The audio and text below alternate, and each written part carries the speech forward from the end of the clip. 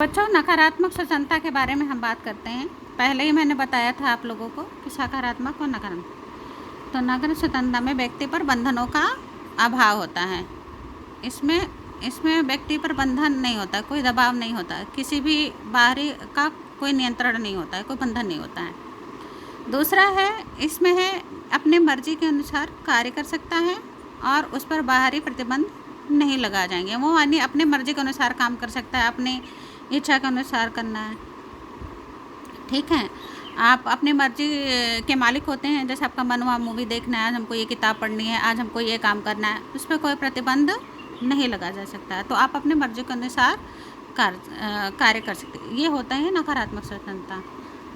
आगे जो है कुछ और पॉइंट है नकारात्मक स्वतंत्रता के। तो नकारात्मक स्वतंत्रता के अनुसार व्यक्ति के हित समाज के हित से पृथक होते हैं। यानी कि जो व्यक्ति का हित होता है, जो व्यक्ति का लाभ होता है, वो केवल इंडिविजुअली उसी के अकॉर्डिंग किया जाता है, ना कि समाज का कोई हित देखा जाता है। जैसे कि मान लो कि मैंने म्यूजिक बजा लिया, गाने सुन रहे हैं, मुझे खुद उससे पर्सनली उस म्यूजिक सुनने से मज़ा आ रहा है क्योंकि हमने कोई फेवरेट सॉन्ग्स अपना सुन रहे हैं।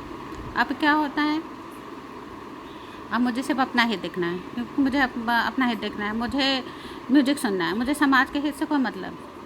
उससे दूसरा कोई सुन रहा है कि उससे उसे फ़ायदा हो रहा है, उससे कोई नुकसान हो रहा है, उससे मुझसे कोई मतलब नहीं। मैं अपने सिर्फ अपने फ़ायदे के लिए, अपने मर्ज़ी के अनुसार, मुझे मज़ा आ रहा है तो मैं वो काम कर रही हूँ। और भी उदाहरण हो सकते हैं, ठीक है, वो कि आप जिसमें अपना हाथ देख सकते हैं। फिर नकारात्मक में बाहरी सत्ता का दखल नहीं होता।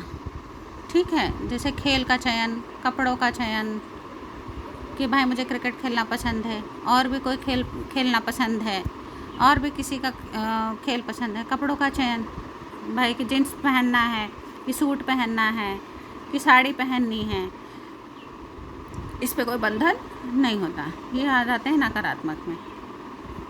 अब हम आगे आते हैं सकारात्मक स्वतंत्रता में। सकारात्मक स्वतंत्रता में व्यक्ति की स्वतंत्रता पर अनुचित व अन्यायपूर्ण बंधनों का अभाव। ये थोड़ा सा अलग है। इसमें भी स्वतंत्रता होती है, लेकिन उस पर अनुचित व जो मतलब सही न हो, अन्यायपूर्ण बंधनों का अभाव, बंधन लगाए जाएंगे, लेकिन गलत बंधन नहीं लगाए जाएंगे। क्योंकि मान लीजिए आप घर पे म्यूजिक तेज़ आवाज़ में चला रहे हैं, उसका जो साउंड इतना तेज़ है कि आपको तो अच्छा लग रहा है, आप डांस कर रहे हैं, आप एंजॉय कर रहे हैं, लेकिन उससे किसी और को तकलीफ़ हो रही है। मान लो कि उस म्यूजिक से किसी को तकलीफ़ हो रही हो। जैसे कि नकारात्मक आपने पढ़ा कि आप अपने मर्ज़ी के मालिक हों, तो ऐसे में क्या होता है, तो ऐसे में समाज के हित को देखा जाएगा कि आपके तेज़ लाउड स्पीकर से हो सकता है कि बगल में कोई व्यक्ति बीमार हो और उसको दिक्कत हो, उसकी तकलीफ़ हो। तो ऐसे में क्या करता है सर, मतलब ऐसे में क्या स्थिति होती है कि आपके ऊपर वो प्रतिबंध लगाए जाते हैं। ठीक है, तो इस तरीके से अनुचित अन्यायपूर्ण बंधनों का अभाव होता है कि आप किसी के साथ कोई अन्याय और उसकी जो है स्वतंत्रता में कोई दखल अंदाजी न दे सके।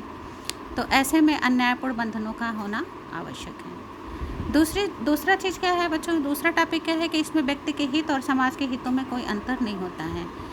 यानी आपके हित और समाज के हित में कोई भी अंतर नहीं होता है, क्योंकि आपके हित से ही समाज का हित जुड़ा हुआ है।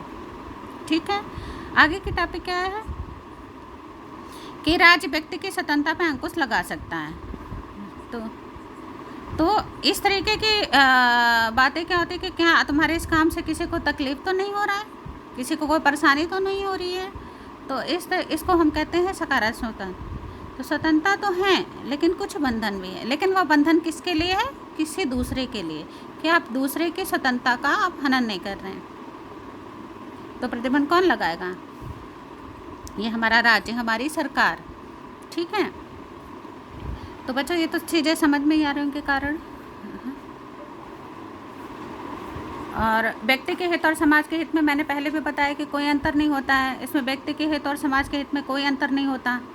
ठीक है, कि आप ये नहीं कह सकते कि ये मेरा हित है, ये मेरा घर है, ये मेरी चीज़ें हैं, चाहे हम जैसे बजाएं, चाहे हम जैसे रहें, चाहे हम तो इसमें ये आपको ये नहीं देखना है कि सिर्फ आप ही का हित है, आपको समाज को भी देखना होगा, आपके समाज के अकॉर्डिंग काम करना होगा। तो राज्य व्यक्ति की स्वतंत्रता पर अंकुश लगा सकता है। मैंने पहले भी बताया कि सिर्फ आपके हित ही नहीं बल्कि समाज के हित को देखते हुए राज्य व्यक्ति की स्वतंत्रता पर भी अंकुश लगा सकता है।